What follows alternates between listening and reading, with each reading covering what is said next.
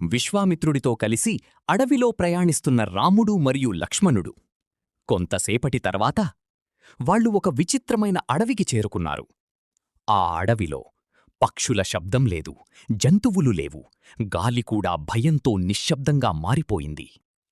భారీ గర్జన వినిపించింది. చెట్లు ఒక్కసారిగా విరిగిపడ్డాయి. భూమి కంపించడం ప్రారంభమైంది. లక్ష్మణుడు వెంటనే తన విల్లు తీసుకున్నాడు. అప్పుడు విశ్వామిత్రుడు నెమ్మదిగా చెప్పాడు, రామా, ఇది సాధారణ అడవి కాదు. ఇక్కడ తాటక అనే భయంకర రాక్షసి నివసిస్తోంది. ఆమె కోపంతో మొత్తం గ్రామాలనే నాశనం చేసింది. మహర్షుల యజ్ఞాలను ధ్వంసం చేస్తోంది. అది విన్న రాముడు అడిగాడు, కాని ఆమె ఒక స్త్రీ కదా, ఆమెను ఎలా సంహరించగలను? అప్పుడు విశ్వామిత్రుడు గట్టిగా అన్నాడు, ధర్మాన్ని నాశనం చేసేవారికి స్త్రీ పురుషుడు అనే తేడా లేదు. ఆ క్షణంలో భారీ దుమ్ము తుఫాన్ మధ్యనుంచి తాటక ప్రత్యక్షమైంది. ఆమె కళ్లలో అగ్ని మండుతోంది. భారీ గర్జనతో చెట్లు నీలకూలిపోయాయి. అప్పుడు శ్రీరాముడు నెమ్మదిగా తన విల్లు ఎక్కుపెట్టాడు. మొత్తం అడవి నిశ్శబ్దంగా మారిపోయింది.